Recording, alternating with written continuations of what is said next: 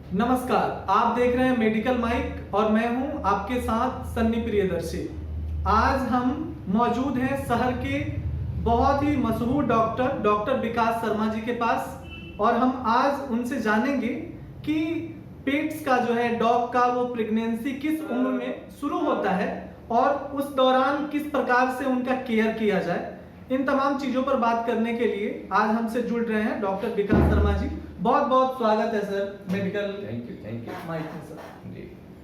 तो आपने आज जो क्वेश्चन अराइज किया है कि जो पेट्स हैं, डॉग है, उसका आयु क्या होना चाहिए मेटिंग का, मेल और फीमेल दोनों की बात करते हैं हम लोग। तो जितने भी पेट लवर हैं तो मैं उनको ये बता दूं कि जो मेल का आयु होता है एडल्ट हम लोग कहते हैं 12 मंथ के बाद वो लोग एडल्ट हो जाते हैं। तो जनरली की स्पर्म क्वालिटी जो मेल का होता है वो मान के चलिए कि 1.5 साल तक स्पर्म का क्वालिटी बढ़िया हो जाता है। तो मेल का आयु कम से कम 1.5 साल होना चाहिए और फीमेल जो होती है वो फर्स्ट हीट जो होता है ईस्टर, उसमें कभी भी मीटिंग नहीं कराना चाहिए। जैसे स्मॉल ब्रीड है तो उनकी जो ईस्टर्स जो हीट पीरियड है वो 6 महीना, किसी में 5 महीने में आ जाता है। और जितने लार्ज ब्रीड हैं जैसे कि लैब्राडोर हो गया, रॉटवीलर हो गया, गोल्डन रिट्रीवर हो गए, जितने बड़े डॉबरमैन हो गए, तो इनका जो फर्स्ट हीट आता है वो 10-11 महीने में, किसी में 9 महीने में भी आ जाता है। तो ये पहला हीट को छोड़ के दूसरा हीट जब भी आता है, मान के चलिए 1.25 साल 1.5 साल के में जी सर, वो तैयार हो जाती है मीटिंग करवाने के लिए। अच्छा सर, ये हम ये भी जानना चाहेंगे कि डॉग की जो प्रेगनेंसी है वो कितने दिनों की होती है और वो कैसे पता चलता है कि डॉग हमारा जो है वो प्रेग्नेंट है। देखिए, प्रेगनेंसी से पहले जो उनका हीट पीरियड होता है, अगर फर्स्ट टाइम हीट आया है, मैंने बताया, वो थोड़ा सा प्रोलॉन्ग होता है। ठीक है, फर्स्ट हीट कोई भी बच्चा जब होता है, पहला मेंस्ट्रुएशन साइकिल स्टार्ट होता है, तो वो उसमें जो है पीरियड जो होता है लंबा होता है। शुरू में हीट में मतलब ब्लीडिंग नहीं होगा, कुछ दिन बाद फिर उसका जो जो जो सिम्टम है, मलबा इलाज हो जाएगा, पिंकिश हो जाएगा, मिक्सुरेशन, खाना पीना छोड़ देगा, चिड़चिड़ापन आ जाएगा। तो ये पहला हिट में इसलिए मैं मना करता हूँ कि मतलब उनका जो अपना जो उनका गर्भाशय है, ओवरी है, जो ओवा बनने का कैपेसिटी है, वो सब विकसित हो नहीं पाता है। इसलिए हमेशा फर्स्ट हिट को छोड़ना चाहिए। दूसरे हिट में जैसे ही आती है तो ब्लीडिंग फेज होता है, वो विंडो जब उनका ओवा जो होता है, ओवा का कार्यकाल होता है 24 घंटे का, स्पर्म का कार्यकाल होता है 72 घंटे का।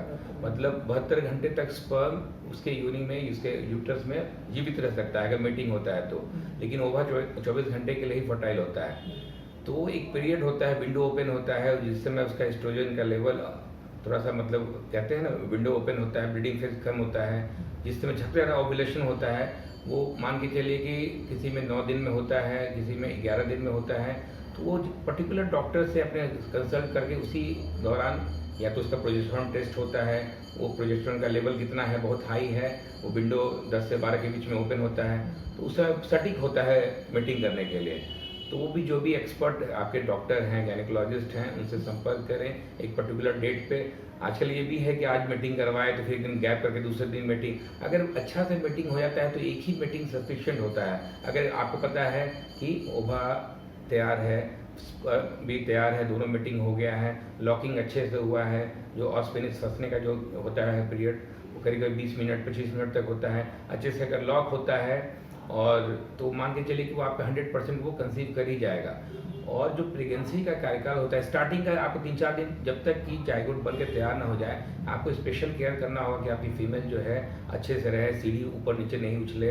उसको कुछ मेडिसिन भी डॉक्टर रिकमेंड करते हैं कि वो उसका जो है जाइगोट अच्छे से बना रहे, तैयार रहे।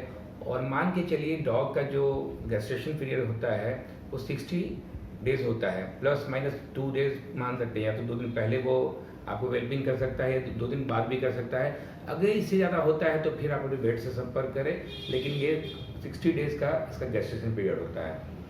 बहुत अच्छा सर, हम एक सवाल और आपसे जानना चाहेंगे सर कि प्रेगनेंसी के दौरान डॉग्स को प्रॉपर जो है डाइट वो कितना आवश्यक है। तो अगर मीटिंग आपका डॉग का मीटिंग हो गया है तो मान के चलिए प्रॉपर डाइट की जरूरत होगी। मैंने कहा कि स्टार्टिंग का 7 डेज को दम कहीं ऊपर मतलब वॉकिंग में ले जा रहे हैं तो स्लोली रनिंग नहीं करवाएं, ताकि वो स्टार्टिंग के पीरियड्स में वो जाइगोट उसके फैलोपियन ट्यूब जो होता है उसमें आप अच्छे से वो बन जाए।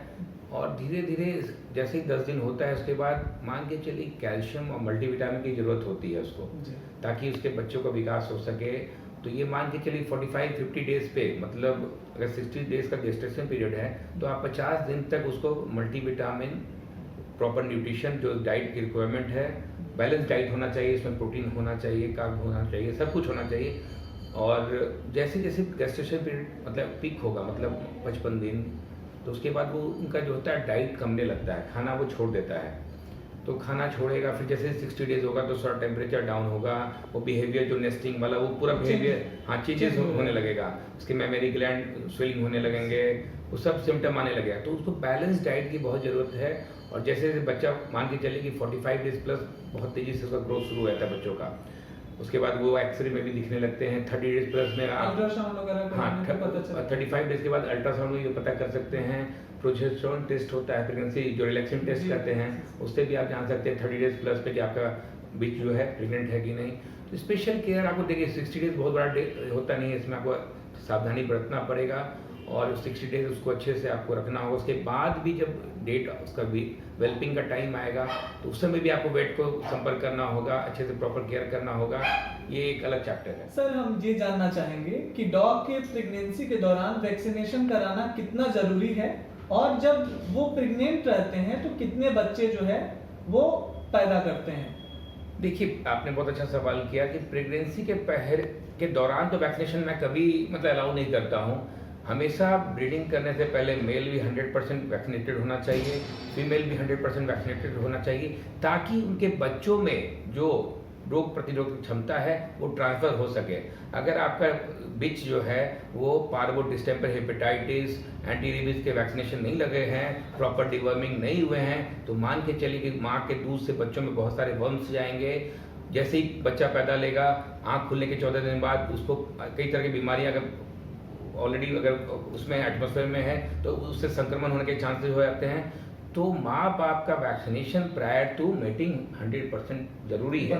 ये ब्रीडर्स को भी एकदम ख्याल रखना चाहिए, डिवर्मिंग प्रॉपरली होना चाहिए मीटिंग के पहले, ताकि बच्चों में इम्यूनिटी कैरी फॉरवर्ड हो सके। लोग कहते हैं कि पहला वैक्सीनेशन 45 डेज पे होना चाहिए, 32 दिन। जब माँ को वैक्सीन लगा नहीं, बच्चों को वैक्सीन लगा नहीं, उसके मतलब पेरेंट्स को वैक्सीन लगा नहीं, तो बच्चों में कहाँ से वो जाएंगे इम्यूनिटी के लिए। तो ये चीज़ एकदम ख्याल रखना है ब्रीडर्स को, पेट ऑनर को, पेट फैमिली जितने हैं, पेट लवर्स को, कि वैक्सीनेशन हमेशा मीटिंग से पहले करवा लें अपने पेट्स को, चाहे वो मेल हो चाहे फीमेल हो। और आपने पूछा कितने बच्चे एक बार में जन्म ले सकते हैं, तो देखिए जितने भी बिचेस होते हैं उसमें 5 पेयर मेमोरी ग्लैंड होते हैं, मतलब 5 इधर 5 इधर। तो इसलिए कहते हैं कि जितने मेमोरी ग्लैंड उतने बच्चे तो होते हैं, कि एक बच्चे के लिए वो एक ग्लैंड होता है।